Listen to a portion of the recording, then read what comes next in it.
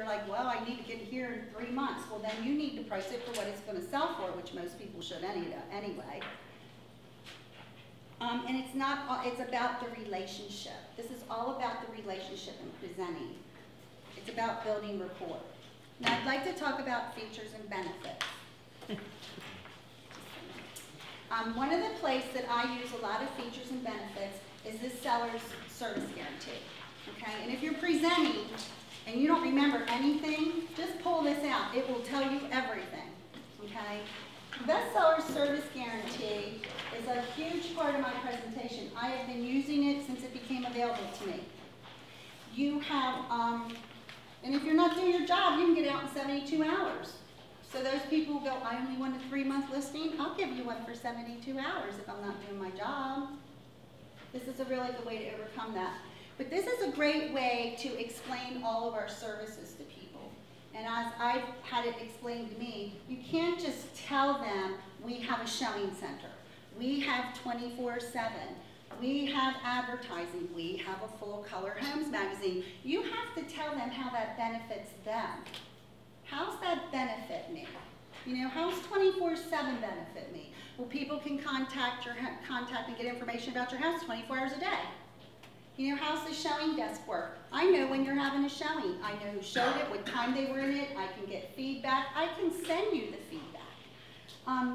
This is probably one of the best tools. I use it a lot on my pre-listing. I know I shouldn't be talking about that. I use this on my pre-listing all the time. They get this. They get this in color. They get it and it's signed by me when they get it. Signature means a lot. All of your benefits that we have are here. You just have to be willing to take the time to explain them. I will tell you the times of my listing presentations as we go out. So we're going to get to the listing presentation. Where to find the listing presentation? I use Toolkit. Does anybody use Toolkit for their listing presentations? I'm talking about you're going out, you're going to get the listing. Okay. When you go on Toolkit, do you know that you can make checks of what you want to take out with you? And that you can... So skip all those other pages? I probably already talked about it. Okay. Sorry. That's okay. That's fine. Anyway, so when you go on Toolkit, you go to the presentations. I need to know who all uses Toolkit for listing presentation. Don't be shy. Okay. Well, if you don't, you should. Okay. If you go into Toolkit, you can pull up presentations. And what's really awesome about the presentations is there's several presentations in Toolkit for you. I have 3. I select the listing presentation. I do the CMA only presentation.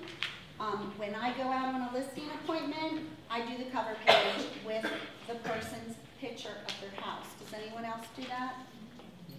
It's huge. When you go on a listing presentation, you want to show them how hard you've already worked. I can tell you how many times I've got a listing presentation, people don't even have the assessment records. I'm like, oh, have you seen this? They're like, no. Does anyone else experience that? It's amazing to me. Or they'll tell me, oh, my lot lays like a dog leg. Well, I can pull out their plot plan and go, yeah, I know. I looked it up before I got here. And they're like, whoa, they just thought let me go in and click this little button, out it comes. I mean, this is simple. This is so simple. So what I do is I select all the pages I want to use and I make that my default. I can change this anytime. I can customize this to another person. I can change the letter if I want to. So this is real simple for everybody to do. So, my first appointment. Now we're at the process you would like to see. It's a job interview. If you go out there and think it's not a job interview, just ask my friend Lulu. She fired me before I even got to the front door when she thought, she doesn't care. I'm a pair of 6 or 7, 6, whatever, and she doesn't care enough to even put a pair of shoes on. And I walked out without a piece of paper, with nothing, and I sat back with my arm back on the chair like, oh yeah, I can do this. I sold so-and-so's house. Didn't get the listing. Didn't get it. You want to dress for success. I think I've shared that a little bit about you, to you.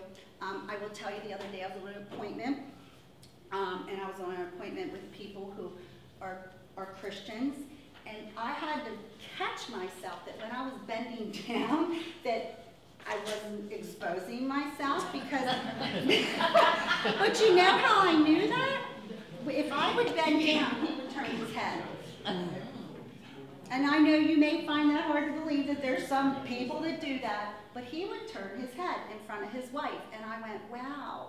You know, I like, so I watch, I read people, I pay attention to what their body language is, what they're doing, because I want to be on their page. You know, I could adjust myself to anybody. I can go have dinner with the president, and I could go hang out and ride a Harley if I wanted to. I mean, there isn't just, I can hang out with anybody. You know, I mold myself to whoever I need to. You got to be on time. I cannot tell you how important that is. I'm telling you, if you showed up late, you're done.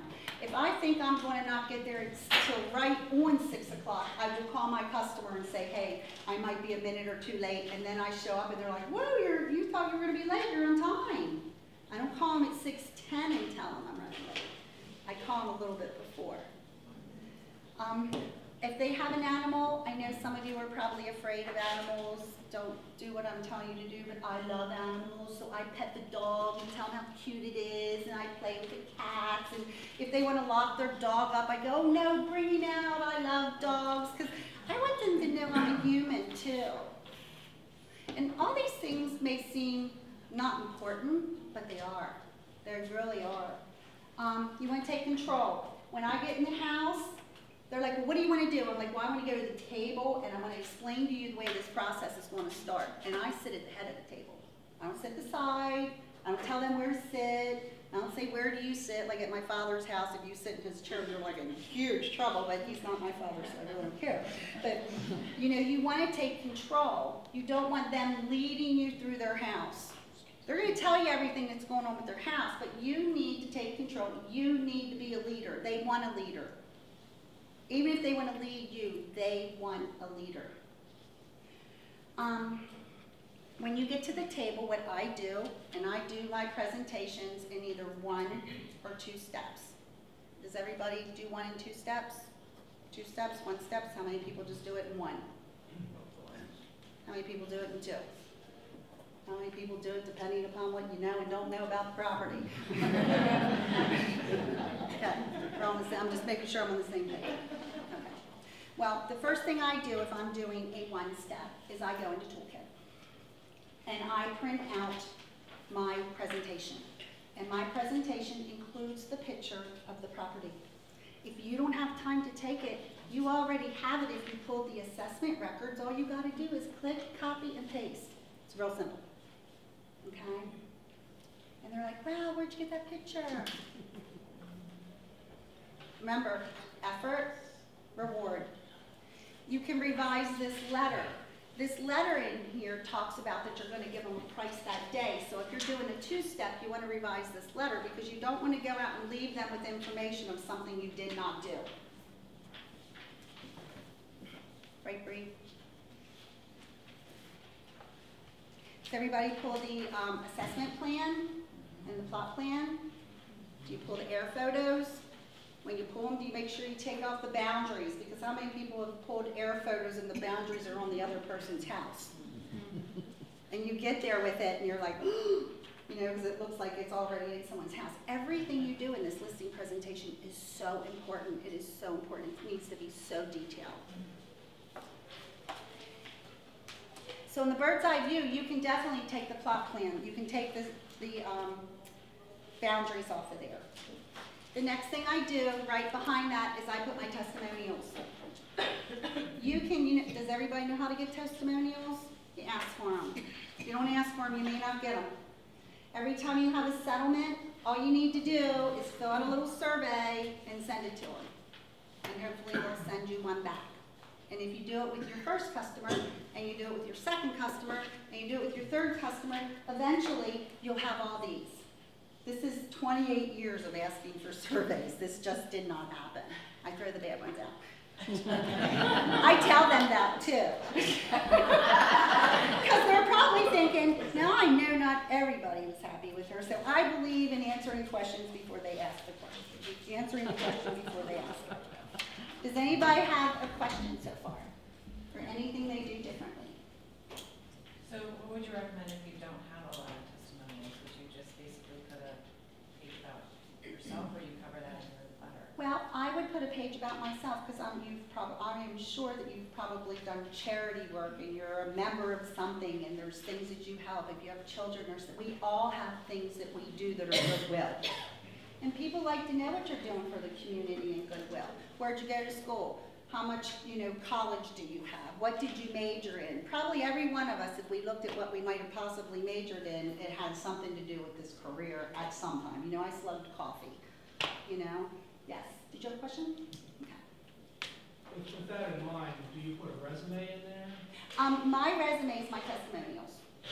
Because I've moved from a resume, and I'll tell you why, because the new generation and the internet, they don't care if you're number one, if you sold $8 million worth of real estate. They want to know if you're going to help them, if you're going to be there for them, if you're compassionate enough to help them, if you care. That's what they want to know. So I have moved from, look at me, I'm a multi-million-dollar producer. I've been in, I don't even like to say I've been in the 28 years business for 28 years because I think they think, gosh, she's old. But what does she know? Stuff like that. But I've moved from the resume. What do you do, Bob? Like I said, it's called seasoned. Seasoned, thank you. I am well seasoned, trust me. What's interesting with a resume is I find that people connect. See where I went to college. Yeah. And again, I'm not putting it about all the production either. Right. I don't think we need that. I think showing where you progress through. I was data processing. I was a systems analyst for a local company. I owned a restaurant. Those kind of things in there people can connect to and maybe get into a little bit more discussion. Oh, absolutely. So the resume can be kind of tailored to Right. that type of thing. Yeah, absolutely. There you go. I'll tell you who does really good with communicating and getting to know people, and that's Bill Wisman. I don't know anyone that he has sold a person up in the lake to that he does not know from somewhere. How about it, Bill? He knows them from somewhere. Somewhere in his life, he has experienced something, whether it's somebody he knows who works there, his family, something. He always has something, and that's building rapport. And that's really important because that's what you do at this listing appointment. Any other questions? Here's the great thing about this toolkit. It's going to explain to the people how you're going to price their house. You get one shot when you get in there the first time to tell them all our tools and what you're going to do for them, because the second time, all they want is a price. They don't care about 24/7, I shouldn't say they don't care, but they're not as interested in 24/7 or the Homes magazine or what you have to offer them.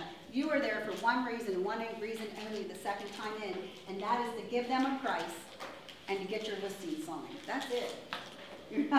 You have one chance. So the time that you go out the first time, I will tell you my first listing appointment is usually 2.5 hours. 2.5 hours. And I've been doing this for a long time, and I'll tell you how I do that. I went out on a listing appointment one time, and there was an agent who sells billions of dollars of real estate, and it was not Rick Smith, and it wasn't in our company, but he sells a lot of real estate. And you know why I got the listing? Because I took more time than he did. He went in, wrote the paperwork, out the door. And that's exactly why I got the listing. And this was when I was doing the business, because I took more time to explain the process of how I was going to come up with their price. So has anyone read any of this or looked at any of this pricing? Yes. Can I ask you a question? Sure. How do you do that? Like, spend a lot of time when you find that you're going in and people are like, you can tell that they just want you in and out and they just want you to do your job. How do you get them involved in? Well, you have to figure out who wants you to take time and who doesn't. Okay. Do you know what I mean? And then you have to gauge your presentation to that. It's just like you looking at me and going, hey, are we going to get this presentation or not? Do you know what I mean? So you need to learn that when you're working with people what they want. Do you know? And you need to move in that direction. So you do adjust yourself. Absolutely. Okay. Sometimes I have people that, like I went out on a listing appointment the other day, and I started telling about Berkshire Hathaway, and we're like, that's the only company in York. They're the only signs we see, it's the only people we want. We don't want anybody but Berkshire Hathaway. Doesn't mean I didn't take the time to tell them, but they had already made up their mind. So I had to figure out what their motivation was of who they were going to choose as a listing agent. And I had to re-gear myself to find out what is it that they want. They already want Berkshire Hathaway. What is it that they want that I can give them? So if you listen, which I'm not a good listener, obviously, I'm a better talker, but if you listen long enough, you'll hear what it is they want. And there isn't any reason you can't give it to them, whether you're 2 days in the business or you're 28 years in the business. Yes. So when you start with this presentation, do you start with consumer notice? Do I what? I'm sorry. Start with consumer notice. Where does that? Oh, yes. Where does that yes, fall I'm in? sorry. My consumer notice is the first thing I go over with them. I'm like, wait. I've already given them a pre-listing packet. By the time I get out there, their pre-listing packet's there. I ask them if they have it. My consumer notice is always in there, and I pull it out and say, did you go over this, that, this, and that? Okay? I've already gone over the consumer notice to them. Now I'm at their table. When I'm at their table, before we even walk through the house, I take the time to explain to them how we're going to do this pricing. And it tells you exactly how we're going to do it in here. We're going to determine your value from facts. Facts. Not because I'm just going to come out here and pull this out of the air. We're going to show you facts. And when I get there, if you look at my information that talks about the first appointment, I have information with me. I have what has sold in their neighborhood. Because they're going to say, Sue sold her property down here for $150. She told me.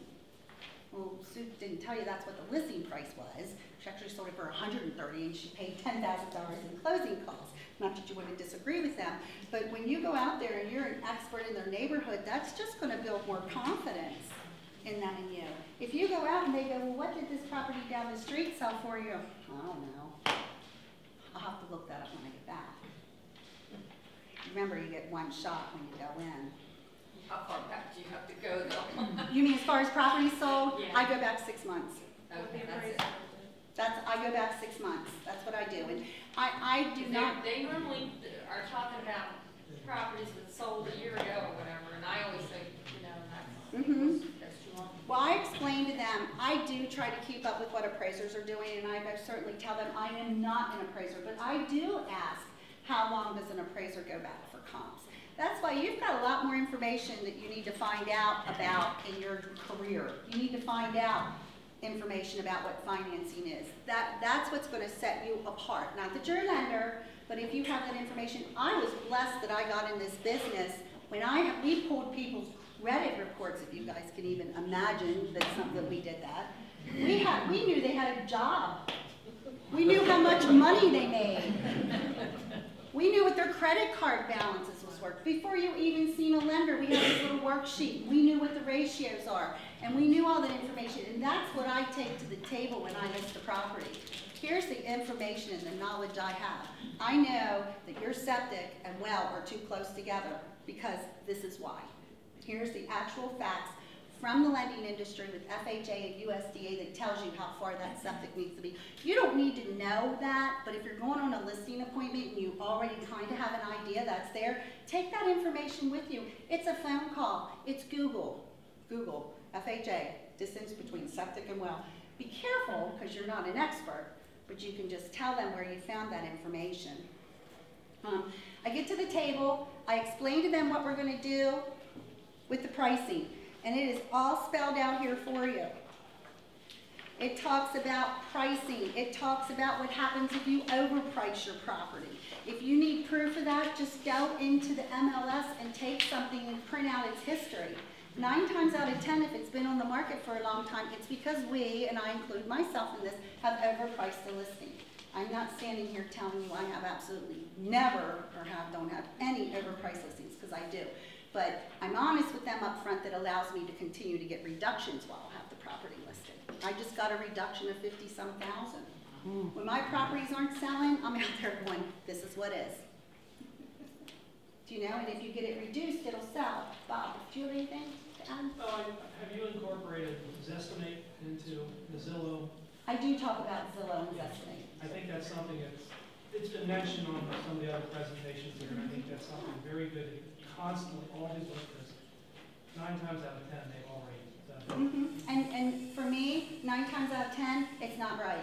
Right. You know, so and that's what's nice about this toolkit, is this toolkit's going to explain to you how we're going to do things, how we're going to price it. We're not going to Zillow, we're not going to Zestimate, we're not going to the assessment records. We're going with facts of what has sold similar to your property in the last 6 months.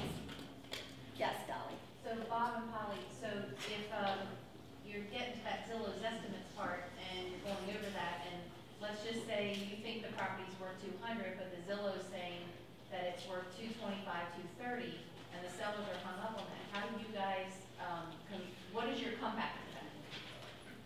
Or how do you explain to them that that's wrong? It's wrong. It's real simple, no, I'm just kidding. Go ahead, Bob. Well, I think Zillow is 6 out of 10 times wrong all the time. You know, what they're using are items that maybe sold not 6 months ago, but a year and 6 months, you know.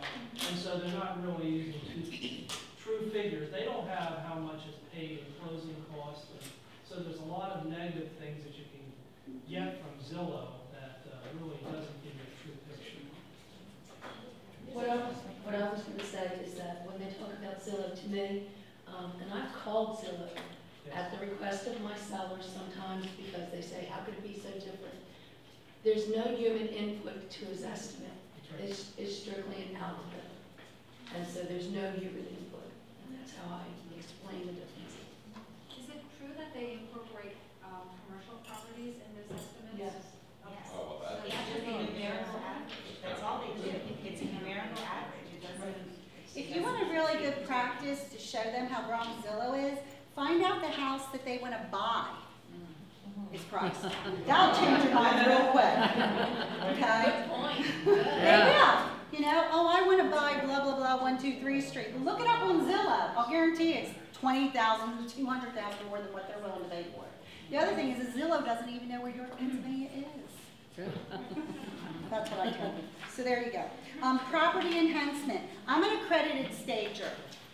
Okay, and I offer my staging services to people whether they take it or not. If you're not an accredited stager, the company has this really nice tool for you that you can take with them, and I take this out to them and it tells them what they can and can't do. And I always tell them, you can choose not to do this. If you don't do it, then you'll suffer the consequences. I don't exactly tell it. We'll pick that up when we get to showing feedback. Anyway, so this is my first appointment. My whole focus on my first appointment is to take the time to tell them how I'm going to market their home. When I get done at the table, I walk through the house. I don't walk through the house and go, oh, this cathedral ceiling's beautiful. Oh, I love your tile floor, because every time you tell them how beautiful their house is, they have added another $15,000 onto it. Okay? When I walk into the bedroom, when I'm listing, we all go into the bedroom. Unlike when I'm working with the buyer, they go in and I stand out. You know, because I want to see how small or how large this room is.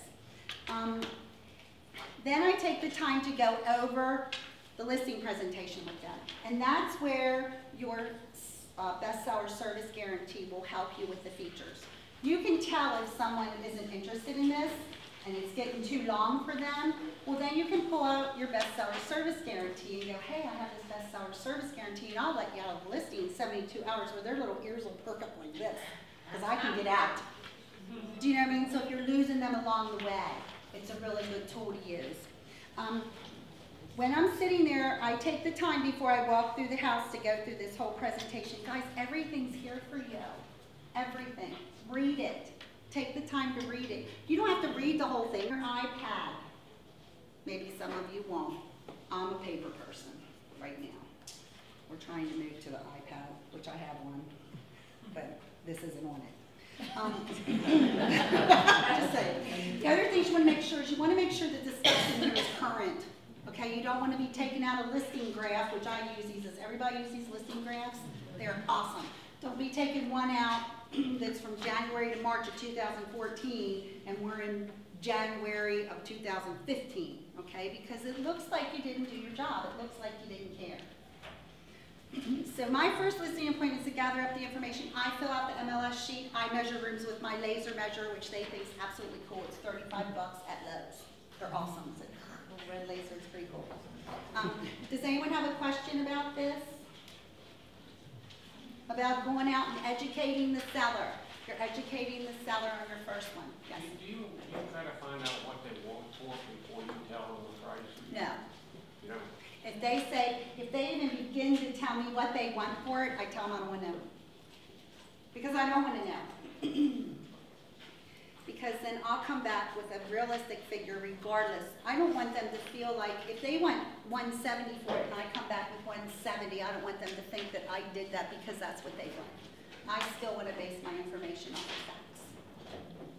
So you just tell them I really don't want your opinion right now? I do. Not exactly that. I've spent a lot of time grooming me in this company, I want you to know. I might have said that at one time. Now I present it in a different way.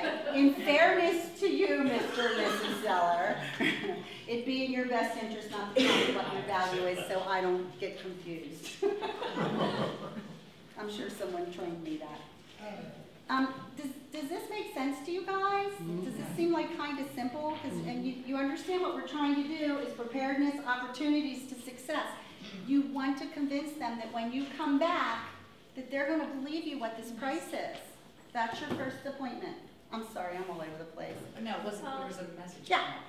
So if they have a figure in their head, whether they give it to you or not, and they're stuck on it because they need that much to go into a retirement home, or they need that much of this, and you try, try to convince them that that's not the way the market works, that's not how it works, and you go through all these things, and they still are very stubborn about this is what they want. Do you not take the listing? Depending upon how far we're apart, I will take the listing with the understanding that in 3 weeks, if nothing's happening, I'm going to ask them to reduce it. And as long as they don't hammer me and think I'm not doing my job and call me every 2 weeks if their property isn't being shown, and when I call them and go, hey, we need to reduce, we need to reduce, we need to reduce, as long as they're not getting mad at me and thinking I'm not doing my job, because I am really good at getting reductions. I am very good at getting reductions, and I do that because I continue to show them the process even after it's listed. Here's what sold this month. Here's what sold next month. Here's what sold the following month. So and the other thing I do, and this is really important, we have to explain to people that if you want to get here, you can't get there unless you have informed decisions. You have to make that decision based on facts. I have clients up at the lake. I told them their house was worth $3.25. They absolutely were angry with me. They listed with another agent at $390. They went out and bought another house.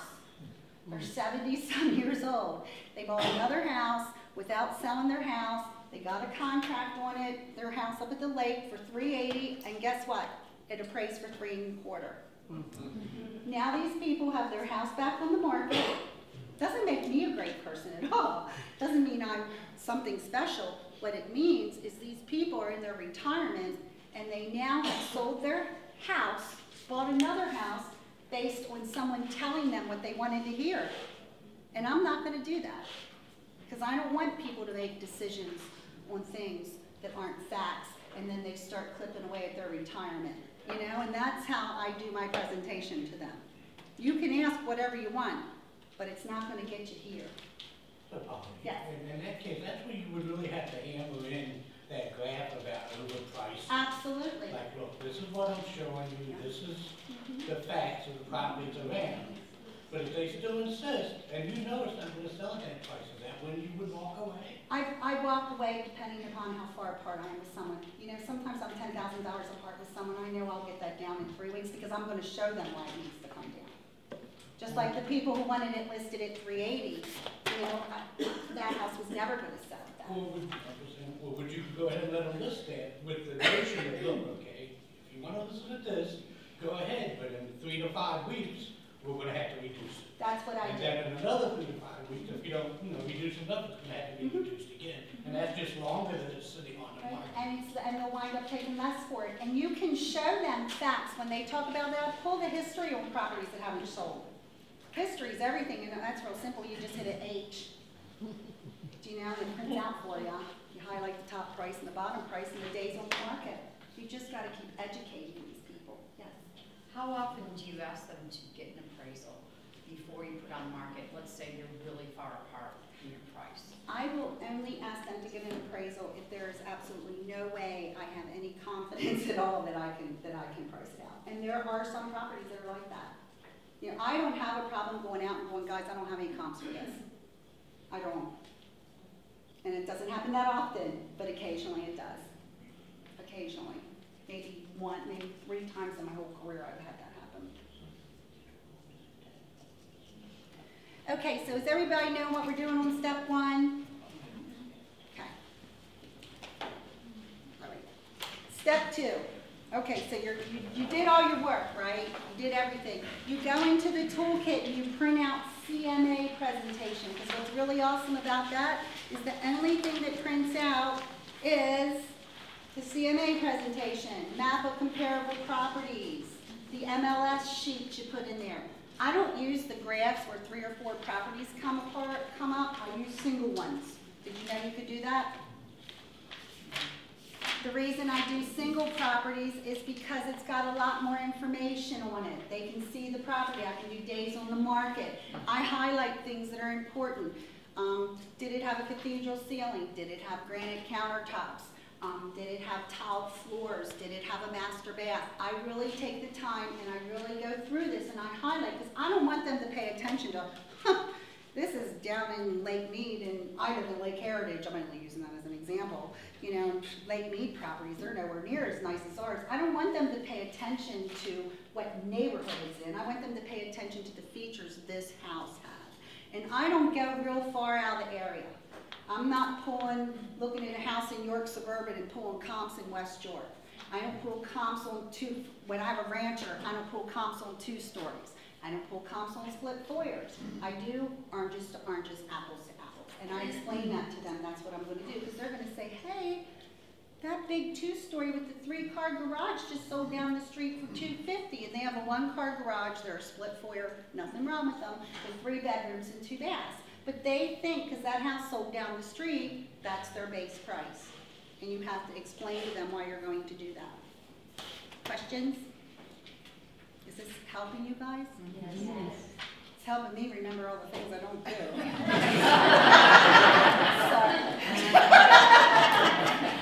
Just saying. This is really good for me because it made me get my act together again. And I've been getting my act together for a long time. Okay. So here's an example of a property that has been on the market for 213 days. And remember you were saying about that overpricing? Before they even start talking to you about overpricing, you need to show them why they shouldn't. My whole goal when I go out on a listing is to eliminate their questions up front. I want to answer their questions before they ask me. That's what I want to do. I want them to believe in what I say. This property winded up selling for $245. It was on the market for 213 days. Why? Because the history shows it went on the market at $284.9. So how much time do you have? You know, they want to get in, I'm just using this, they want to get into the retirement village and there's a waiting list. Well, how long are you on that waiting list? 90 days. Well, you won't be on it if you put it at this price. I mean, you need to polish that up a little bit. I don't exactly say it that way, but you know, these are the things that they need to know. They're on a waiting list for something that they won't be able to get into if they're not realistic. And if you show them you're really compassionate and you really care about them continuing their journey so they can get to what they consider their destination, they'll trust you and they'll believe you and they'll see that you care. So is that just a comp that was overpriced? Is that what you're saying? Okay. Yep. When you see the days on the market, and everybody knows where that is, right? You always want to do days on the market. Now, I'll tell you when you do days on the market and they go 2 days, they underpriced it. That's what they always say. Wasn't priced right. Look what that realtor did. They lowballed them, blah, blah, blah, blah, blah. So, you know what I say? Well, here's the good news. You didn't have to keep your house clean. You know where you're going. You know? Pardon me? Peace of mind. Yep, peace of mind. Yep. I'm still being trained. Are you using the agent page from the MLS? I do use the agent page. Okay, because that's not part of the toolkit. No, but you gotta, but you can print them out and put them in here. Okay. And you're just saying that you like to use that better because there's more information. Well, I do use what's in toolkit too. Right. You know, so what they get is they get this printed out sheet from toolkit, okay? But then I reinforce the facts from the MLS system, you know? So we're not just telling you this because we printed this out from Berkshire Hathaway. This is a fact. This is actually in our MLS system. Is there any reason why some agents don't want to show the clients or customers the agent page? I don't have a problem with that because most of the, most of the time we're the strong competitive broker on comps that are sold, so I can use that to my advantage if I need to. And believe it or not, they really are not paying attention to who sold it. They're paying attention to what I've highlighted that I want to show them. I haven't had that backfire on me yet. Nancy, your opinion on that? I'll find out later if I'm not allowed to use the agent page. Just saying. Yeah. One thing I do is when I go for a listing, I'll pull up, or at least I'll look at the history of the comps that I'm using, just to get sort of like a 2-day thing. If I pull up that history and find out that it had been listed for a year, Oh yeah. overpriced, and then I can give that to them. And I also pull up expired within the past 6 months, and then I can use that. This house is not on the market anymore, it expired, etc. Good idea, Bill. Didn't sell. That's what I love about doing this, because I get as much from you as you get from me. You know, you get back what you get. Anybody else? The agent page has more of what companies compensate each other for the services. And I think the MLS committee years ago decided that isn't something that really needs to come into play with the discussion. It also has days on the market, and it has the assessment on, which I don't think the buyer's sheet does. Does it? Does the buyer sheet have the assessment on? I don't think so. So those are the kind of things why there's nothing wrong with showing that information. No. It's information that anybody can pull. It's available. And I don't put it in there, I actually keep it. No, I understand. I show it, but I just keep it. Well, see, the things I take out on my first appointment of the neighborhood and what's happening and all that stuff, I take that with me because they have to see me again if they want it. That's right. They get what I have sorted out for them the second time around. Thank you.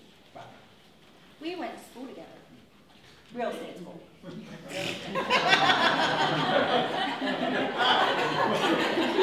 didn't mean that you're older than me, because I know you're not. But anyway, I just really. Just wear the same provocative clothes.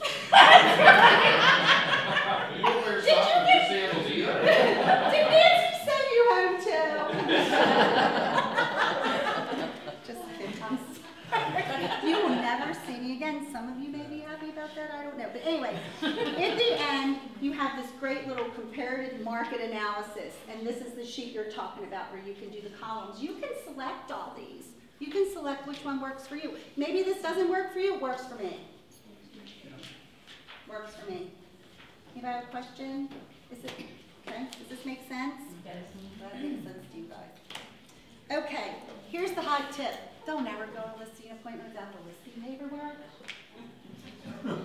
Just saying, I've done that. I have done that. I've gotten there and they're like, okay, let's list. And I'm like, no. Now, once I get dot loop down, which I'm way out of the loop on that, I will be able to take my iPad, right, Bree, and do that. But I'm not there. So always take the listing paperwork with you. Even if they're not ready to list, you can leave it with them so that they can touch it and feel it and see it. The other thing I take with me is the consumer notice. I take the seller's disclosure. If I get the second time back and the seller's disclosure is filled out, their mortgage information on their house is filled out, the keys laying there, we're getting a price and we're getting to this. Do you know, that's how you have to judge what you got going on with all these people.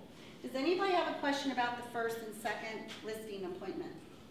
The distinction of pricing in your first conversation and your second conversation. description, what do you think is the list price at the first? Right. How do you? I educate that before I get there. Before, when they make the appointment, I know whether I'm going to be able to price that house or not when I get there, and I'm going to get to my one stop in a second, because not all of them are first, and not all of them are two steps.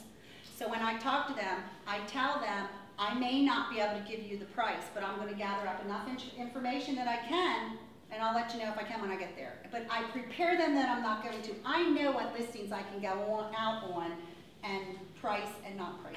I couldn't do anything but a two-step for years, because I didn't know the market that well. And I'll be honest with you, right now after 28 years, this market changes every day. And if I get out there and they're like, well, the other agent's going to give it to us, well, you know what? I want to make sure that the information you have when you go on your next journey is accurate, so you make an accurate decision. I'm not going to put you in that position of not having facts, and I can't give you facts until I see what the information is on your home. You got to educate. It's all about educating, educating, educating. So you're doing a little research, but you're not giving them any information on the price range? Not unless I'm 110% sure. And I have a one-step too that a lot of properties I'm 110% sure, but not all of them. Yes.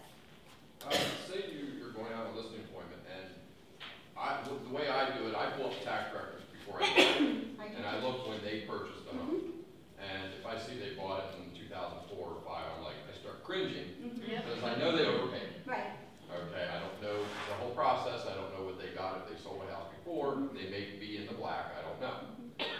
But when you get to that point and you find out how much they owe in the house, and you're like, oh shit, this may not be a good idea for them at this point. How do you handle all that? Because now you know their house is worth $50,000 less than it was when they bought it.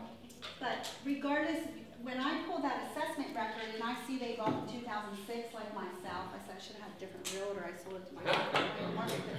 You know, that does. I don't always immediately make it. I know we're all in the hole bought in 2006. I'll probably have to die where I live. But the thing is that you don't know what they paid for it. So that's the one thing you need to really make sure when you do all this information and you do all this research, that you don't go out there assuming that they can't get out of it. Oh, no, but I meant, like, you don't know, because you see that and you're like, okay, I have to be prepared for that. Right. You don't know the details yet. Absolutely. But, okay, what do you do for that? Well, you got to be honest with them and tell them what it's worth, and they either got a short sale or they got to stay there. Okay. And I tell them, I don't know if in my lifetime you'll get out of it. Okay. All right, so you're just upfront and honest with them. Absolutely. You know, you can't squeeze blood out of a turnip. Do you know what I mean? I mean, it's what it is. It's unfortunately, it's what, and they'll appreciate that. They will appreciate that. And maybe if you don't list their house, you'll list someone else's, because they'll go, hey, this guy was really honest with us. There will be another agent who will go out and list it for $350 when it's only worth $150. There will be. Dolly.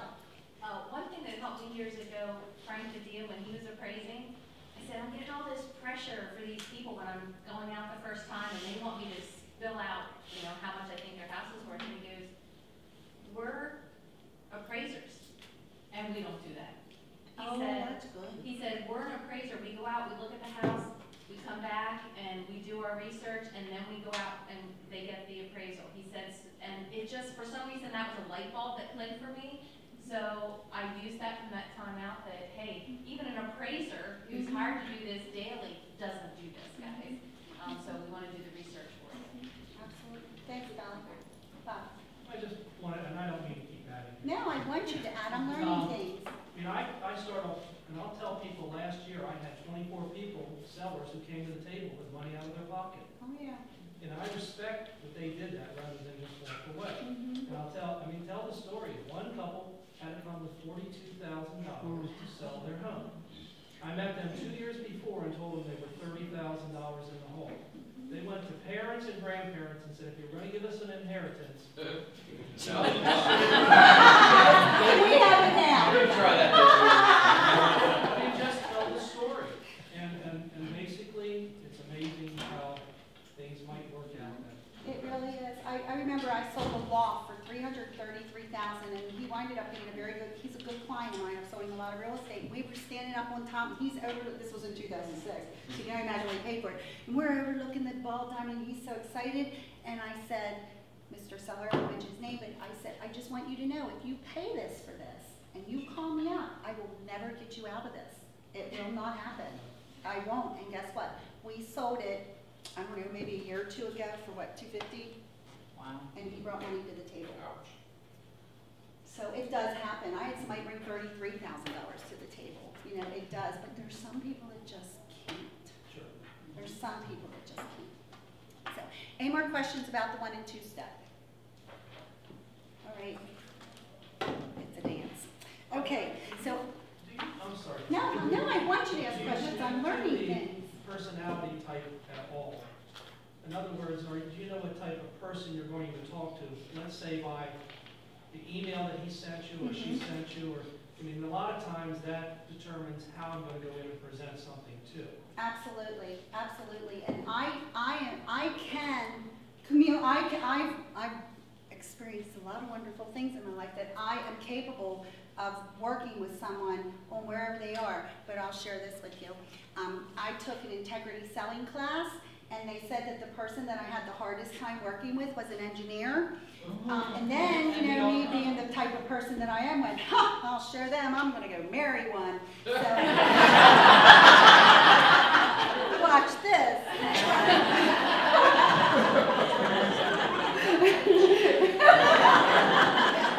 So his sentences have like 3 words and mine have 5,000 in case you haven't noticed. But I'll tell you what I learned. When we were getting married, we were talking about where we were going to live, and we went down to this house, and he's standing downstairs looking at this window, and I'm flitting around. I think you said I flit around, which is something I do. And I'm like, look at these high ceilings and the double doors, and we can bring our tractor in here. And he's staring at this window, and I'm like, what are you doing? He's like, why did they put that there? And I'm like, who cares? It's there. You know? So, yes, Bob, you do have to figure that out. Thank you for sharing. Okay. I want to talk about the 1 step. Yes. Just a real quick question. No, it's fine. That I haven't heard. When I get a prospective seller calling me or getting in touch with me, without a doubt, the very first thing I ask them is, why? What is going on in your life that you're deciding to sell your property? Which I think has tremendous input as to how we approach them, define what their goals are, and I think that's critical to know why they're jumping into the market. Are they a player? Are they moving to vacation home? Whatever. But I think each motivation may take a different tact to approach. Exactly, and motivation's everything. Motivation's for a seller, motivation's for a buyer. Everybody, you have to find out what their motivation is. And that's what we're talking about, the people who maybe are retired or on a retire list. I have people that want to go to South Carolina. I do take the time to try to find that out with them when I speak with them on the phone. But that's a very good point. Okay, any other questions? We're almost done. Okay. Step 1, 2, we're done. This is what I call my 1 and done, okay? This is everything that you can pull out of that toolkit that you want to use is in this package. You have a split foyer in West York on a postage stamp lot. I can go out there all day long and tell you what the value of that is. Whether it's in bad condition, good condition, has granite countertops, doesn't have granite countertops, I can do that. If I get there and I'm like, oh, I can't do this, I may leave the information. Somebody asked me if I ever leave the information to them that I have. I may leave this information and just reconfirm it. Like I said, the one thing I do not want to do is give someone a price if I'm not confident that it's close to what it is. And I give them a range. I always give them a range. Whether that's 5,000, 10,000, 8,000, 7,000. And if I get there and tell them the price that I believe it's worth and we're $10,000 apart, I think I did a pretty good job. If I'm $10,000 apart from where the seller believes he should be. This is everything. This is every single thing that is in there. You don't have to print all this out. You can take a smaller version of it, but since I don't know what y'all do, I wanted to bring everything with me. This has absolutely everything, but I go through the same process. I show up on time. If you get there the first appointment at 6 and the next one you're there at 6:15 and the next one you're there at 6:30, you might as well take your little listing packet and go home. And when the whole house inspection comes in and there's a problem, or they need a new roof, or whatever the case is, they're not going to believe you. you've already showed them you're not accountable, that your credibility is zero. You know, so you've got to do the same things. You got to take everything that you always take with you. This is the letter in here that you can adjust, because this tells you you're going to give them a price. Okay? Everything is in here. I go to the table. I sit in my seat. I pet the dog. You know, I look around when I go on a listing appointment to see if there's something they have in common. Oh, do you have a boat? Yeah, I have 3 of them. You know, I always find something that I have in common with people. Oh, you like Cape May, New Jersey? I love Cape May, New Jersey. Oh, I love Victorian homes. You have to get on the same place with them so that you have something in common. So this is, I've never met these people. I've gone out. I've got all the information. I show up with the assessment card. I show up with the tax map. I show up with the bird's eye view without the boundary lines on it. I look sometimes to see if there's a lot next to them. These people happen to have an extra lot.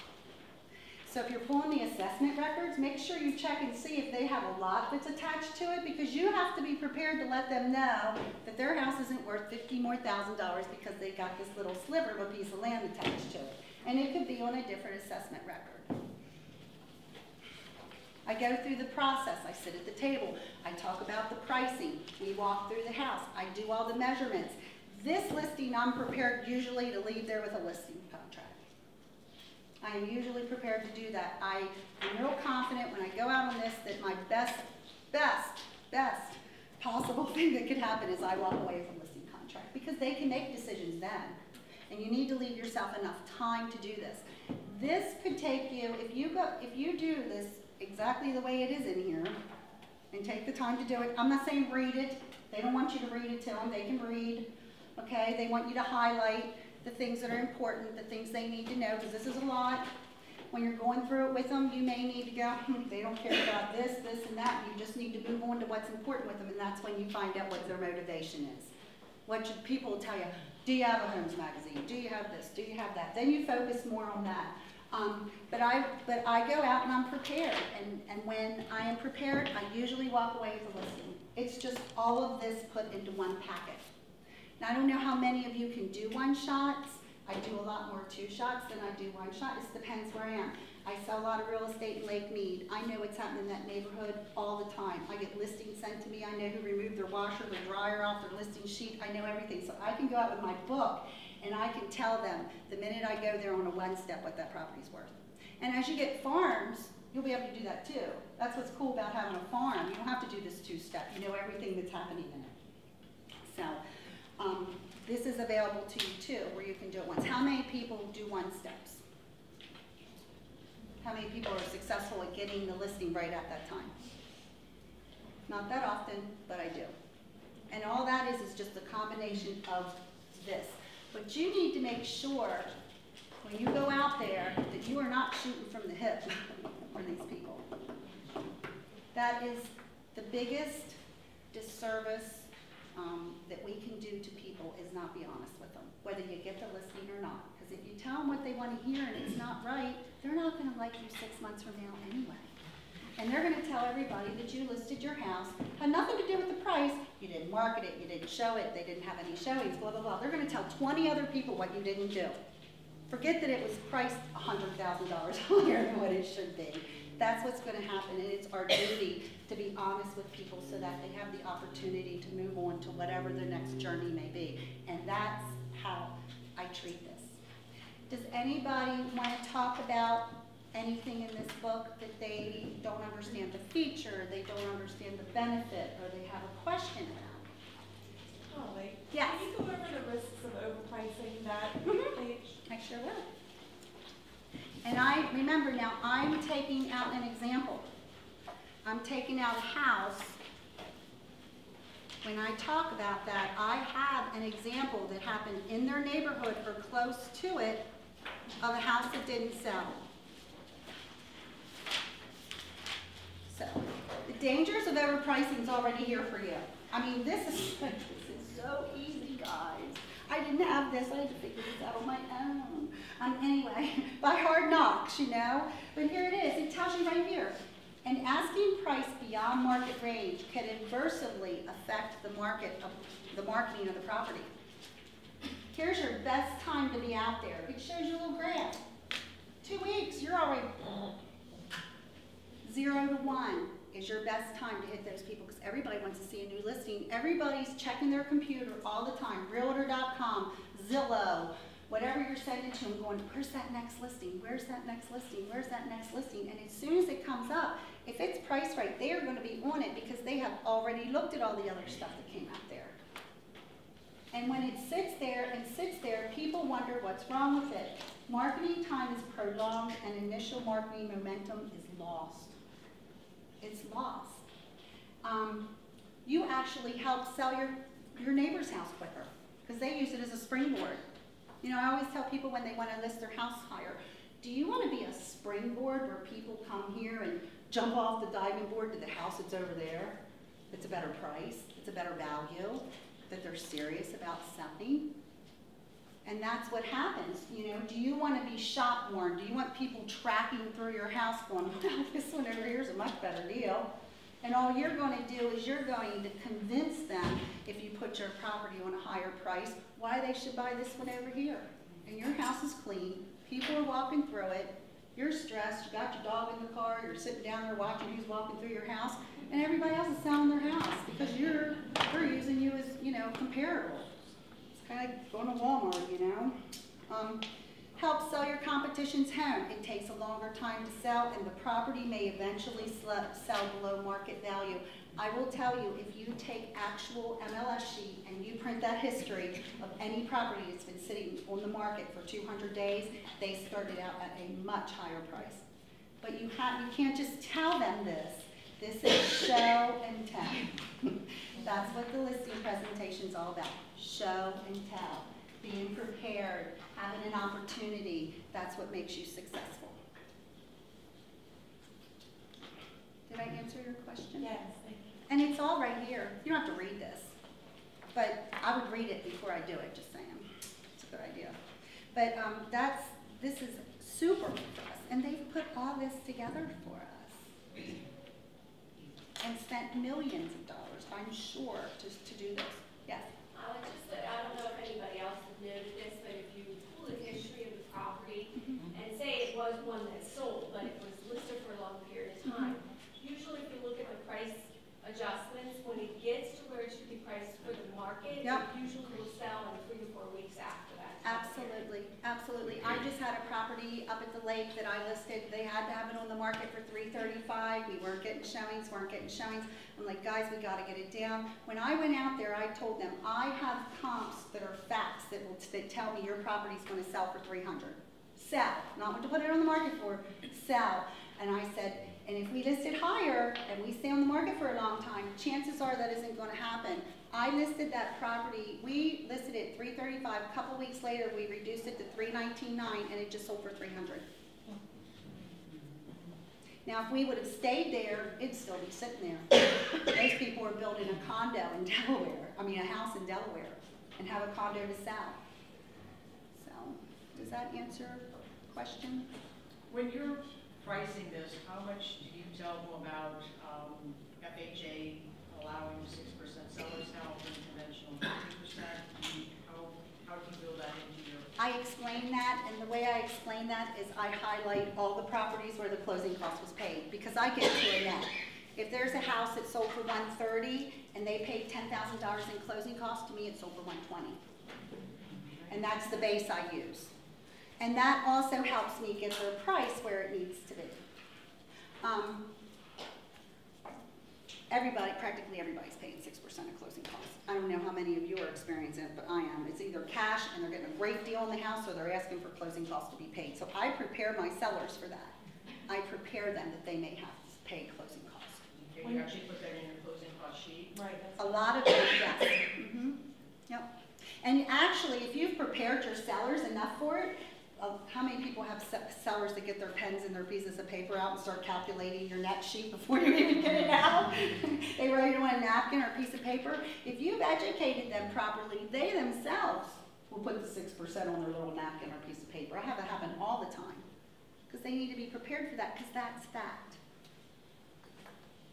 Questions? Ask for your time. Yes? How do you ask for your closing? Like, you've done your presentation, negotiating the price. Now, you have said, sometimes I'll leave the listing pack behind. How are you getting, obviously you want to walk out the door with the listing sign. How are you asking for that? I pull their listing paperwork out, and I ask them, are they ready to list today? And if they say, no, not ready to list today, I ask them why. And then the next person who talks loses. I learned that from you. But, do you know, like, then shut up, because they don't know why they're not going to list with you that day. Then you're going to find out the motivation. Well, I got to get my house cleaned out. I need to get my garage cleaned out. Well, let's walk through the house and figure out what you need to do. What about the basement? Well, let's not focus on the basement. Let's focus on the living room. Let's focus on the kitchen. You know, you can list your property and if the basement isn't full of water and it's flooded or anything, that's different. So you got to walk them through and build their confidence on why they should list now. If they're not ready to list because they want a couple things to do, then you sign the listing paperwork and tell them you'll put it on the market on March 15th. The people, when you get to that point and you ask, and I find that you have to ask at least 3 times, at least. And if you look at my presentations, all of my presentations have 3 assessments.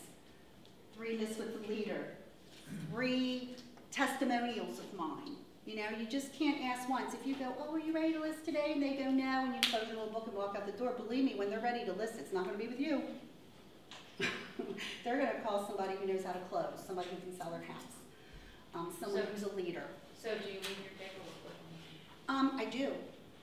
You know, there was a time when I thought I couldn't leave anything that was all mine and nobody can get it. This is all public knowledge. You know, I'm so way past you can't have this because I did it. You know, it's like, there was a time when I believed that while 20 other people were doing the same thing. But you have to ask for the order. If you don't ask for the order, you don't get it.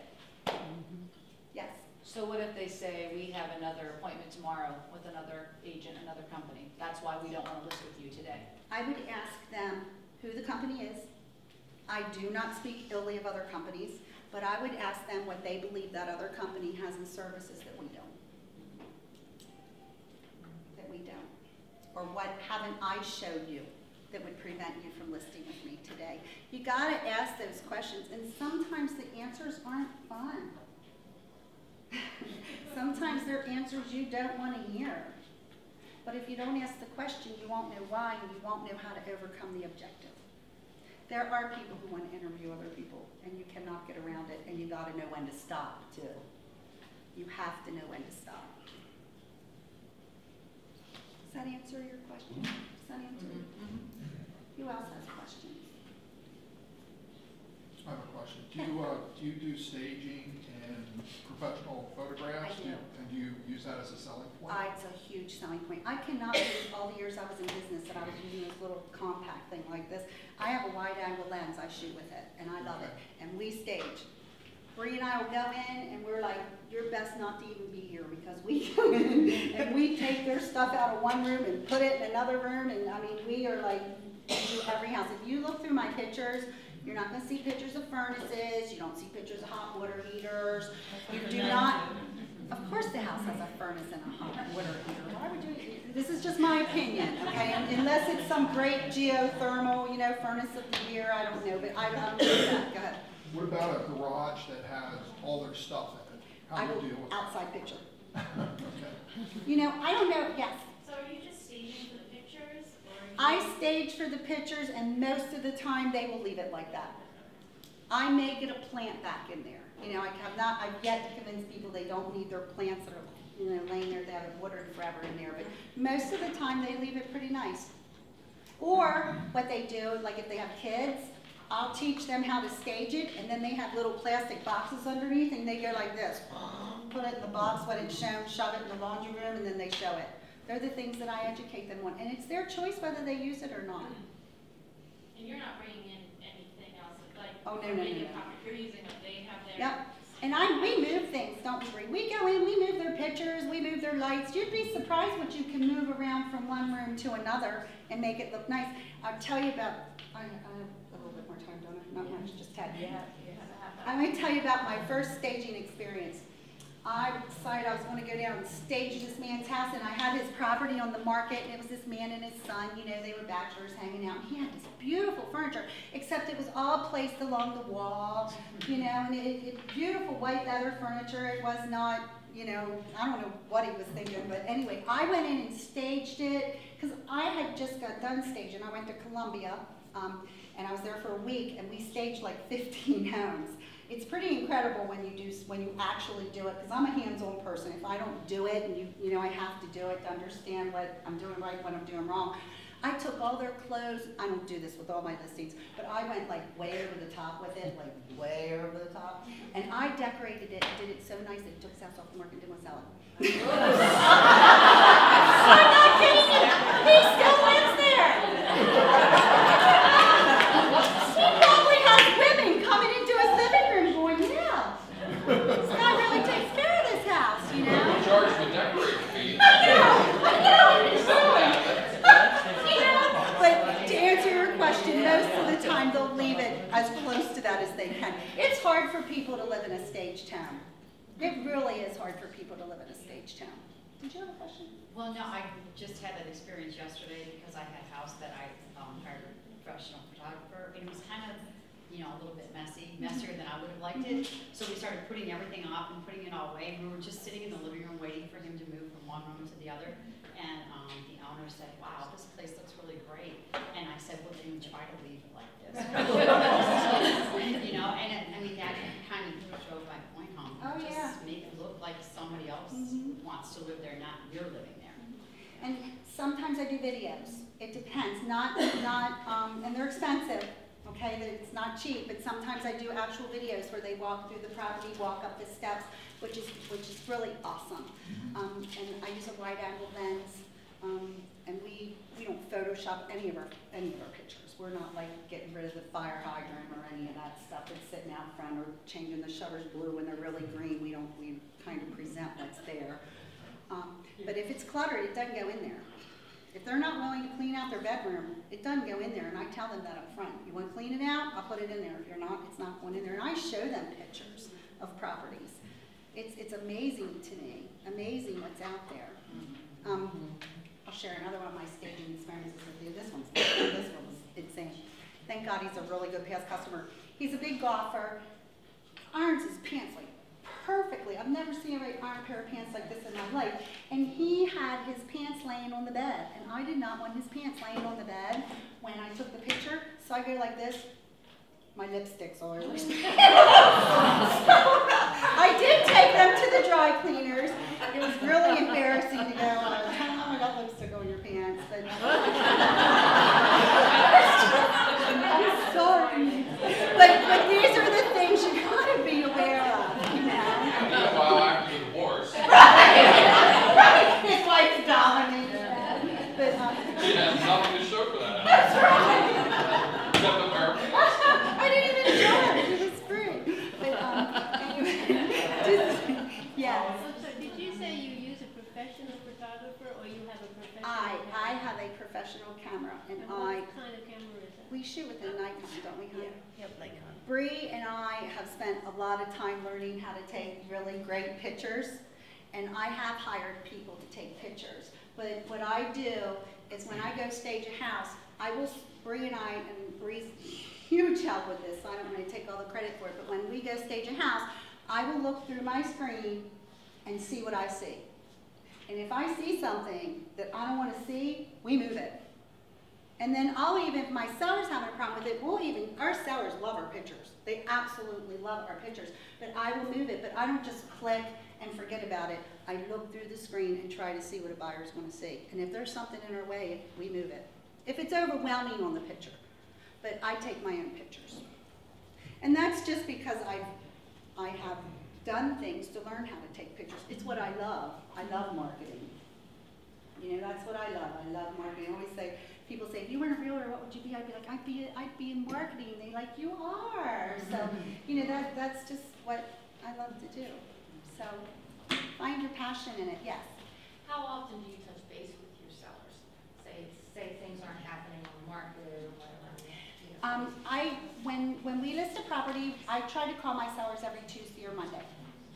If I don't, Bree reminds me. Now, they receive emails from us. They receive Realtor.com. They receive the Seller's Advantage. They get all these emails, but I at least leave them a message. At the end of each month, we send them a marketing activity report. This is key. This is part of your listing presentation, because it tells you in our little features and benefit page of the Best Sellers Guarantee, I'm going to give you a marketing activity report every month. And that's a feature, but the benefit of it is at the end of each month, you're going to keep them up to date in the houses that were bought instead of theirs. The people who put houses on the market while they were on the market and sold. That's how you get reductions. We send them the Homes magazine when it comes out. We give them advertising. We're just not all about email. Unless they tell us they just want email. But the market changes every day. It really does. You know, your neighbor down the street may have been motivated to get somewhere sooner, and they didn't care if they need 170. They sold it for 150. Well, guess what? That just affected your neighbor's market. So that's why you got to keep them informed on what's happening in the marketplace, and then you get the reductions. Bob, what do you do? Well, I wanted to mention one thing. You mentioned photoshopping. It is illegal Yes, to it is. take out things like fire hydrants or electrical lines in the back of the home. If you do any changes to coloring, and you're not allowed to put bushes in or things like that, that's a fine. You're not? But if you want to bring the grass up, you need to put that this is an enhanced photograph. So you can do, and by all means, when the snow melts, go out there and get a different photo. Amen. Absolutely. It makes, and just like now, I'll tell you something else that's happening. How many of you ride around seeing signs that are just trash? The riders off of them, the plastic's blown away. We go through our listings once a week, don't we, Bree? I drive her crazy. I'm like, go check the signs, you know, because I want to make sure if my sign's hanging off, if my rider's broken on it, why would anyone else call me? Why would they even want to look at the house? You know, this is huge. What we've been hired to do, and we are their employee, is huge. And I have found that the more I care about them, the more they trust me, and the more that they believe in what I tell them. And that helps me through the entire process, getting to the end of, I shouldn't say the end, but getting to the settlement table, because that's what it's all about. They don't just want you to list their home, they want you to sell it. They want you to sell it. So, Nancy? You have a couple more slides. List to exist. I'm so off my slides, I don't even know where I am. Okay, when I first got in the business, we were told to list to exist. Now that was before we had buyer representation, right, Bob? That was before there was, you only got paid by the seller. Our fiduciary responsibility was to the seller. Okay, and I learned very early, list to exist. And here's why you want those listings. That's how the phone rings. That's how you get your leads. That's how you get referrals. That's how you get testimonials. Polly sold my house. Had a really tough situation with a settlement. We didn't know what to do. We had to fix a crawl space. It had water in it. They're telling this story to other people who have problems too and think there isn't any opportunity for them. If you get it, doesn't mean you can't work with buyers, okay? You want to work with buyers because they're your future listings. They're your future listings. But my take on this whole series that the company has put a lot of effort in to put together, and agents have been willing to share what they have, is you get more listings, you get more phone calls. You get them, okay? You know, when I first got in the business, I didn't have any listings. I sat on duty. If they would have had duty from 12 midnight till 6 a.m., I would have sat there. I sat duty. I did open houses. I did everything I possibly could to get leads because I didn't have any listings. So they weren't coming to me. There was no reason for people to call me. But I've built my listing inventory. And that's what's going to keep you in the business full-time, allow you to continue to have a salary when life happens. When life happens, because it does, and I think I shared that with you the last time I'm here. It happens. It happens. While your listings are there, other people are working for you. You know, so build a strong listing inventory. And if you don't have one, you'll get one. And remember, when you're at open houses, sometimes sellers are interviewing you. Sometimes sellers are interviewing. I can't tell you how many listings I have received because of the way I presented myself at an open house. You guys want to be sitting your own open houses, right? Not mine. I mean, really, let's face it. You know, I sat everybody's open house I could, but I really like sitting my own. You know, so it's what will keep you here. It's what will keep you here. I've been able to stay in this business for 28 years. I've been doing it full time, and trust me, I have the experiences of life's roller coaster, just about everything you possibly can imagine.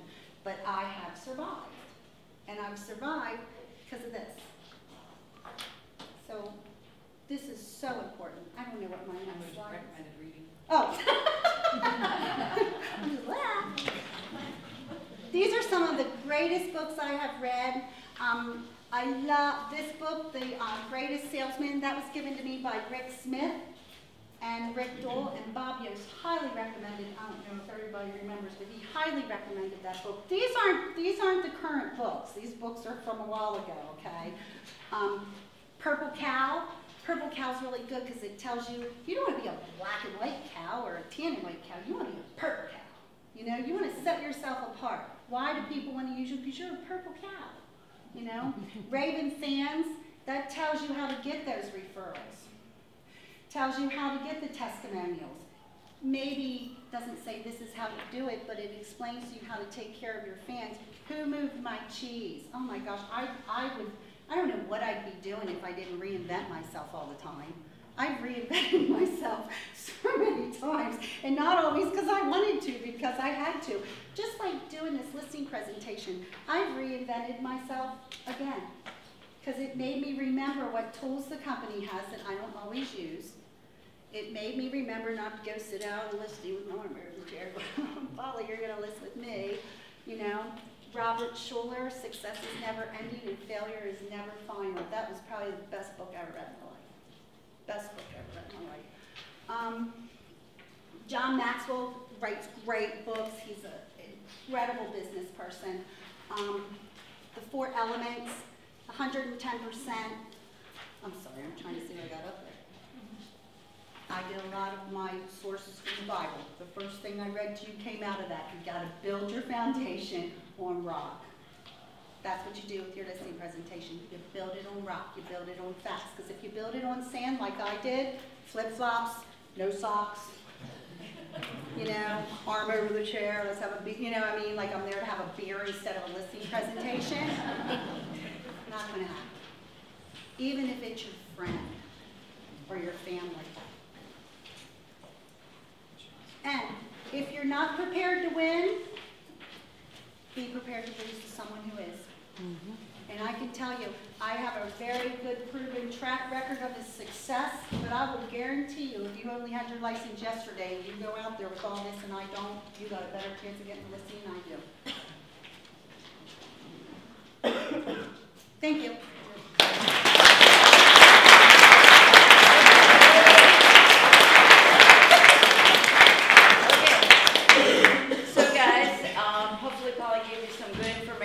That you can utilize. Bottom line, use our tools. I think that's what she kept saying. Does it feel like spring finally? Yes. Yeah. Well, happy St. Patty's Day. Obviously, Nancy forgot about it. But I see lots of green throughout. But we finally found I have green in my rings and a little green in the plaid in my shoes. So I slightly covered here. So anyway, we're here today to listen to Polly for 2 hours, talk about the listing presentation, okay, from pretty much start to finish, how she presents, how she gets prepared, how she gets the seller ready to go. So instead of me, let's listen to Polly.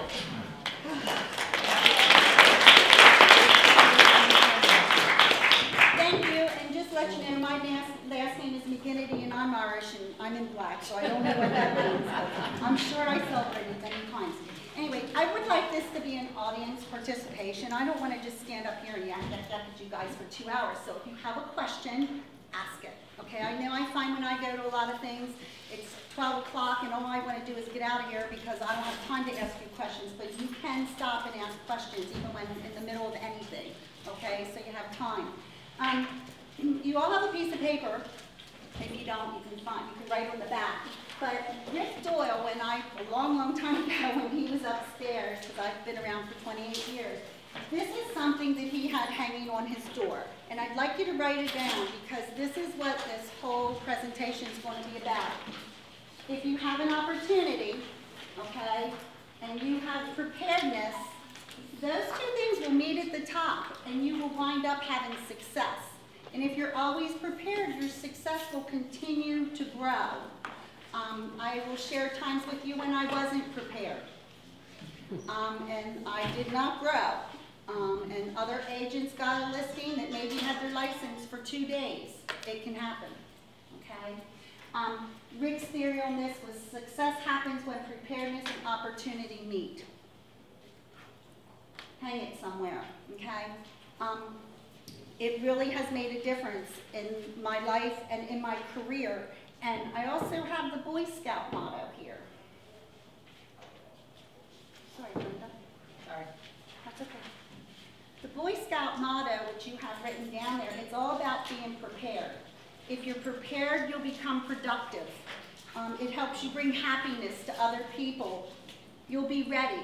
You'll be ready for life's struggles. You'll be ready in your heart. You'll be ready in your mind. You'll be ready for anything that comes at you if you are prepared. And I have strived in my business to always be prepared, always. And I've tried to live my business life by this Boy Scout motto. It makes a huge difference. I want to share a few things with you. I had a really good friend who I went to church with. I sold the pastor's house. I sold the pastor's son's house. I sold the other pastor's house. I sold all these people in my church houses very successfully, and I was like the realtor to go to in my church. And I had an opportunity to go see, I call her Lulu, slid out to her house in a pair of flip-flops. I don't know where I might have been shopping before I got there. Barely had any paperwork to take with me because I was convinced I was going to get this listing. And guess what? I didn't. I didn't. And I know I didn't, and I never even asked her why I didn't get it because I knew. And I didn't want to put her on the spot of having to tell me why I didn't get that listing. Because if someone else is prepared and you're not, it doesn't matter if it's me or if it's someone who's 2 days in the business. Someone 2 days in the business could have got her listing because I didn't show that I put any effort into it at all. And I'm a true believer of effort, reward. So the effort you put into something up front is going to be the reward you get when you leave there. There's something I want to read to you that is really important. And like I said, I want you to look at this as a foundation, okay? This is a foundation that you're building. So I'm going to read something to you. It's about builders and foundations. It comes from a book that I love dearly.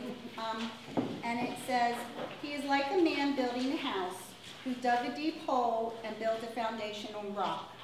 And when a flood occurred, the torrent burst against that house and could not shake it because it had been built well. If you build your presentation well and you prepare, it's not just about getting the listing, it's about getting the settlement too. Because if you build that foundation and they believe in you and they trust you and you do all the things you're going to say, when you go back with that whole house inspection that they need a new roof or they need this, they're going to trust you. They're going to believe in you. When you go back and say, the appraisal was cut. You want to start your presentation from the beginning and know that that's going to help you get them to their journey. It's not always about the destination. You know, we think getting a listing is the destination. No, the listing presentation is the beginning. The destination is getting them to where they want to go on their next journey. So this just isn't a listing presentation.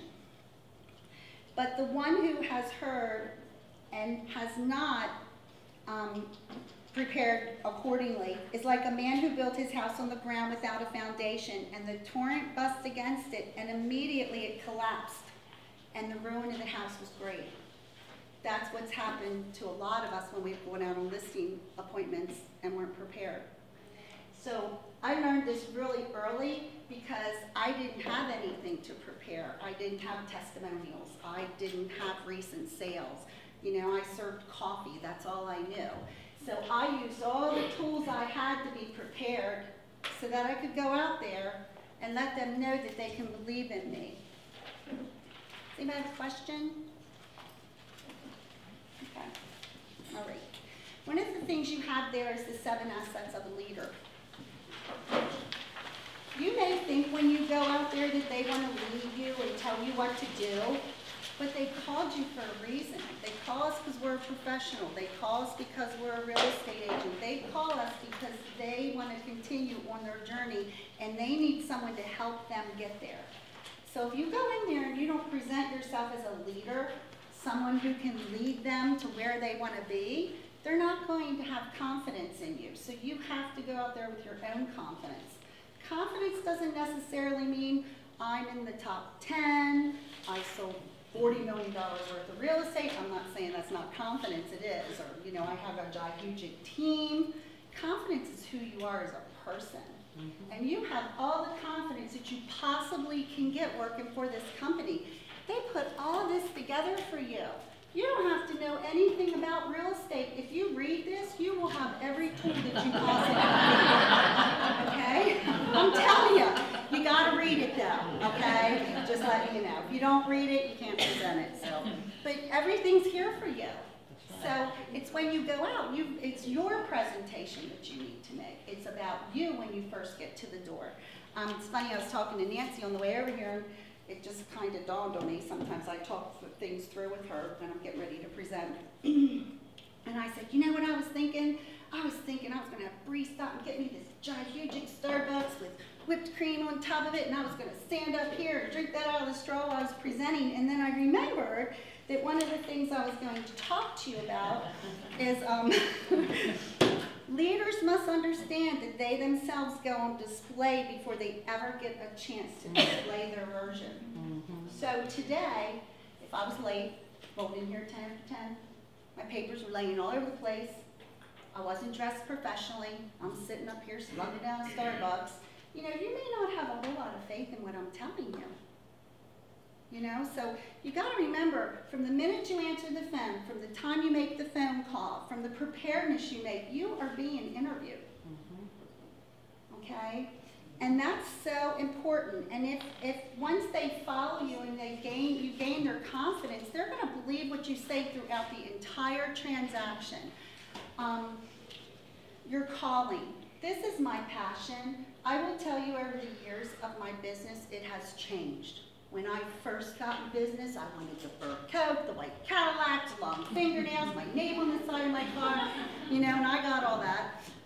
And as my business has changed, I wanted other things. Then I wanted money, then I wanted a car, then I wanted a place at the beach. But it's different for me now, because now I'm discovering that this is a journey that I'm on, because I'm helping people now who are getting engaged. And then they call me out and go, Polly, we just got married. And then they call me out and go, we're pregnant. You know, and I'm getting experience, and as I'm saying this, I'm getting chills. I'm getting to experience a whole new part of my career that I am on a journey with these people. And I help them to go along their journey. I can't tell you this week how many things have happened. Some sad, some glad, some happy. Some people lose their house because they lose their job. They want to know that we care. And I would tell you, there was a time in my business where I was just a machine. I just thought, I do this, that, and that's what I did. But it's the listening. They want us to know, they want to know that we care. I think what we do is huge.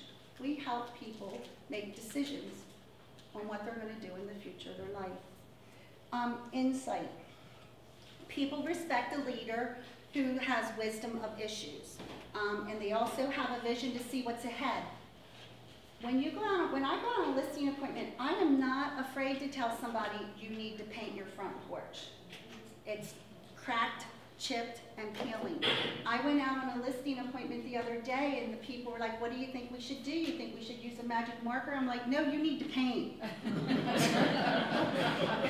There isn't enough magic markers at BJ's to fix this.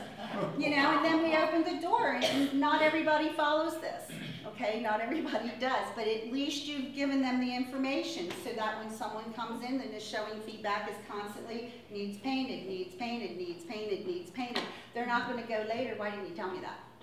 When you go back 4 months later, they've made the decision on where they're moving, they go, why didn't you tell me it needed painted in the beginning, Polly? All they're going to do is say no, and then they're not going to paint it. That's the worst thing that's going to happen, and then you're going to get showing feedback that's going to tell them it needs painted. At least you will have told them the truth.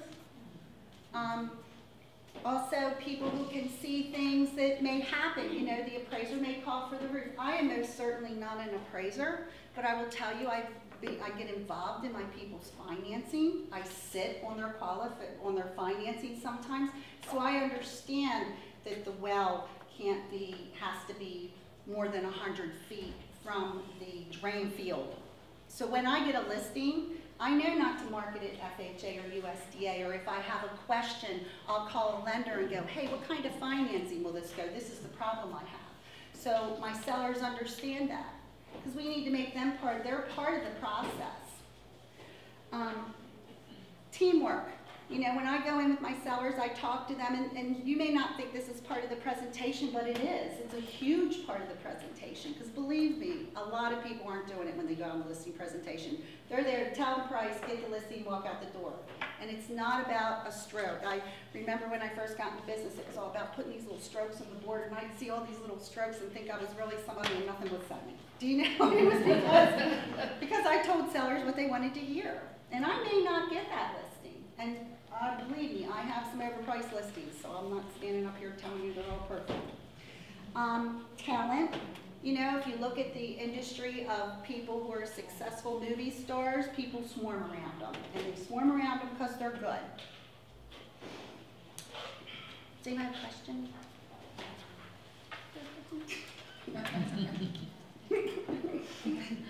Your ability. Your ability is to get things done. If you go out on a listing presentation and you tell them you're going to be back with it in 2 days and you come up the next day and go, I'm sorry I didn't get it done, or you tell them you're going to drop off a pre-listing packet and you don't, or you tell them you're going to be there at 6 and you get there at 6:15, you have just shot your credibility right out the window. I will tell you, and I'll get into this later, when I go on a listing like today, I got here at 20 after 9, just because I wanted to go through what I had to be prepared. When I go on a listing appointment, I'm at 6, I don't pull in the driveway at 6, gather up all my stuff and walk in at 10 after 6. You're there at 10 after 6 if you pull in the driveway at 6. Most of my clients know I'm going to get there early, so if I tell them I'm going to be there at 6, or they want me there at 6, they usually tell me like 6:15 because they know I'll get there early. they get to know that chair. You know, communication skills are really important because you can't give something away you don't have. So if you haven't taken the time to be prepared and you haven't taken the time to read this wonderful information that's given to us, because we didn't have this when I started. Companies spent millions, I'm sure, of dollars to prepare this. My first listing book was this big, and it just had all kinds of things. I had to make it myself. I still have it. I have a plastic box that has everything that I've learned and have gotten from people in my career, just like this. This was so simple. I think Rick Dole had this handwritten hanging on his door. Okay. Does anybody have any questions? Okay. So, does anybody know what listing presentation do you use? I have a question when you go out. You're going out with a listing presentation. What are you taking? You've already did your pre-listing. What's your listing presentation that you're taking out with you when you go the first time? Anybody? Sold price around the area. Pardon me? Sold price around. Good. What about any of the tools that the company has? Okay, well, I'm going to share what you can do, just to let you know. Okay, well, here's the question I have for you. Why not a listing presentation? Why would you go out without one? It's simple. You just got to go to the computer, pull up Toolkit, print it out. You got to put a name in it. You want a picture, you pull it off the assessment card. I mean, this is easy, guys. Way easier than what it was when a lot of us first got into business. Here's the reason I use a listing presentation. It builds confidence. It's facts. It's not me sitting there going, hey, we're the number one company. They're facts. It's a commitment. It shows them that our company is committed to making sure that you get the best possible service you can get. They didn't do all this because they're not committed to the industry. They didn't do this because they're not committed to you. It shows how much effort we put into it before we get there, how much time we put into it. It helps educate the seller. It lays the foundation for your services. This is your foundation. The company's already dug the hole for you. You know, they've already laid the foundation for you. All you got to do is pick it up and take it with you. When you're going out with the studs of the house. And here they are. They're all in one packet for you. It talks about our experience. It talks about our track record. I don't know of any other company that has a track record like we do. And I've only been doing this since 1987. I don't know any other company that has a track record like we do. But people they just don't want to hear it, they want to see it, they want to touch it, they want to feel it, and that's why I take the listing presentation out with me. I'll let the marketing do that now. Okay. So just remember you're on display before you even get the opportunity to present. I'll tell you who my biggest competitor was, and that was Becky Grove. If I went out on a listing appointment, I was usually up against Becky Grove, and I watched everything she did. If I didn't get the listing, the first thing I did was I went into the MLS to see if I priced it right. So first thing I did. And if I priced it right, I knew there was something else I didn't do. I knew there was something else I didn't do, which probably meant I wasn't dressed right. Not right, but professionally.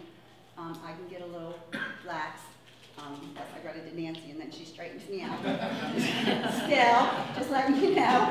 I can in the summer, you know, I can get a little lax. You know, I have to tell you this story. I went out on a listing appointment in the lake, and I walked in, I had sandals on, or maybe I had flip-flops on, I'm not sure. I had something on that was probably not right. And this man looked at me, and he said, I just want you to know, if you weren't so good at what you do, I wouldn't hire you because I don't hire people that don't wear socks.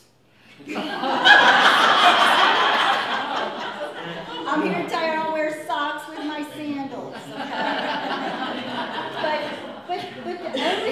If I just would have went out there without any of this, I would have never got that listing, ever. This was the only chance I had to give it that day, you know? So I always make fun of him when I go out and see him. He goes, look, I got boots on, I got boots on. But this is how simple it gets to. I had a client that used to be a past client of mine, and she listed with Becky Grove, and I was just absolutely devastated. How could she list with Becky Grove and not me? She knew what I did. I gave her great service. So I called her. When she actually called me and told me she wasn't listing with me, and I called her back, and I said, why didn't you list with me? She said, Becky Grove took the time to fill out the MLS sheet. I was like, what? She filled out the entire MLS sheet while she was walking through the property. And I do that same thing now. I have copies of MLS sheets, the profile sheets, in my car. Does anybody else do that? I fill out everything. I can write down whether it has crown molding. I can write down cable, phone. I mean, she really got down to all the details in every single room. And then I found out she measured the rooms. I had already sold this property to the lady and had the measurements, and I didn't measure the rooms, so I went and got myself a laser measure. Thinking maybe Becky still had one that went like this, but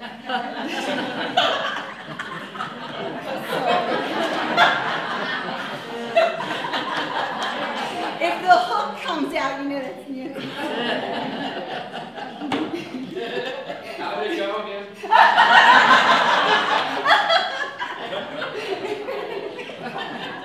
I want just to have fun today. Anyway, the other thing I did was I went to an appointment with dog hair all day. I mean, I'm like covered in dog hair. I know this sounds like really simple stuff, and you're like, God, we came here for 2 hours, but I didn't pay for it. But I'm telling you,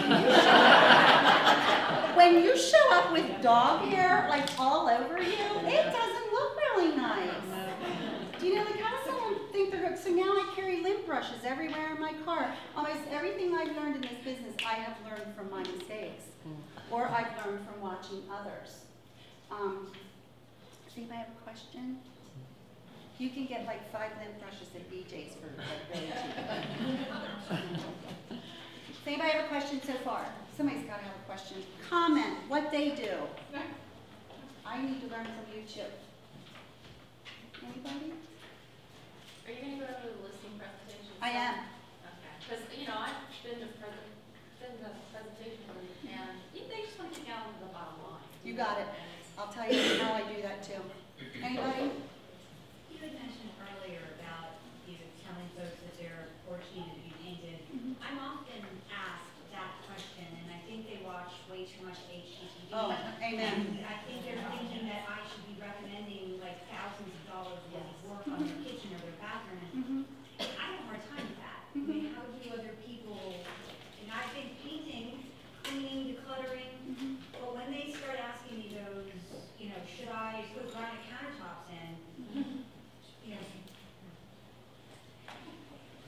Yeah, how much money that's gonna get them, you know.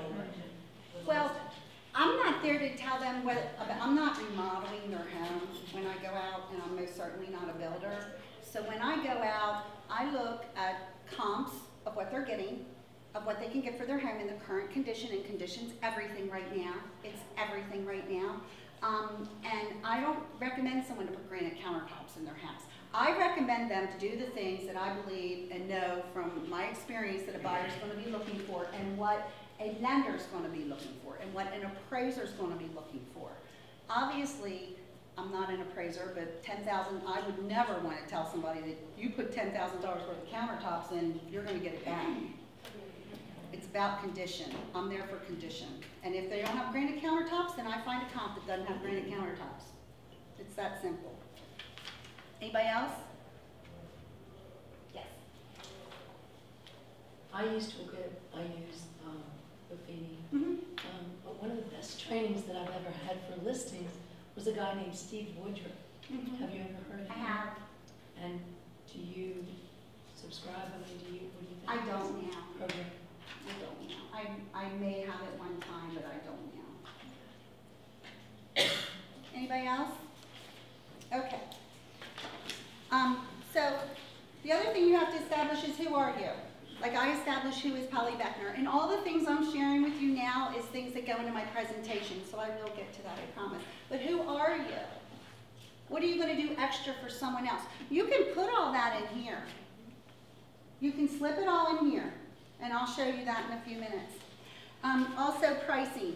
You have to find out what people's motivation is. Just like we find out their motivation when they buy, you need to find out what their motivation is when they sell. I have people sometimes say,